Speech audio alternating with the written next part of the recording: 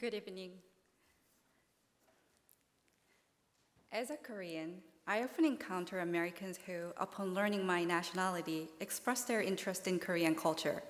They say things such as, "My daughter loves K-pop," or "I enjoyed Parasite so much." If the conversation turns more serious, they sometimes ask about North Korea or American intervention in the Korean War. These interactions, although casual, reflect how American perceives Korea now and their relationship with the country.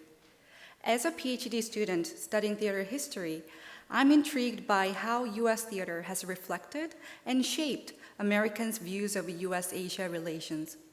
In my dissertation, I explore how post-war US theater represent shifting relations, covering topics such as war, military occupation, trade conflict, and soft power competition.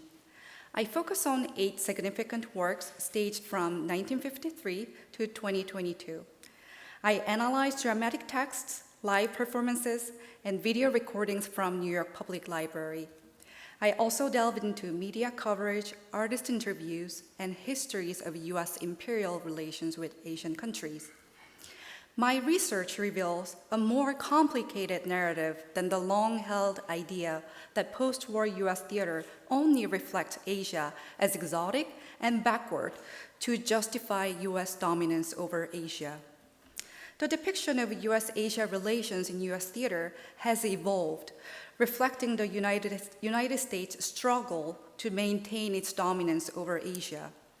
Historical events such as the United States' humiliating exit from Vietnam, Japan's post-war economic rise, and China's emergence as a global power have prompted this change.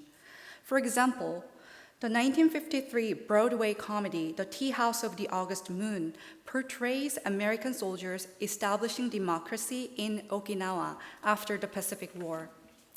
In contrast, the 2019 musical, Soft Power, imagines a future where China attempts to replace democracy with communism in the United States. These contrasting power dynamics indicate a clear shift from celebrating American dominance to contemplating the decline of Pax Americana. Moreover, these works address the United States' unjust foreign policies and unfair trade relations. They feature Asian characters as protagonists and invite the audience to question the arrogance of American exceptionalism and white supremacy.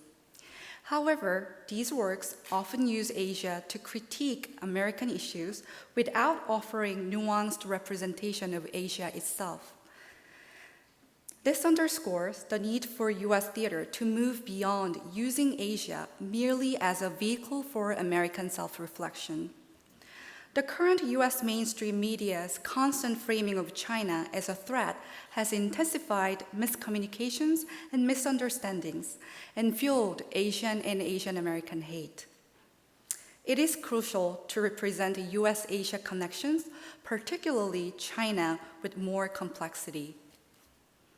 Finally, I argue that the American theater's reimagining of US-Asia relations, imperfect as they may be, is vital to envisioning a more just and equitable world.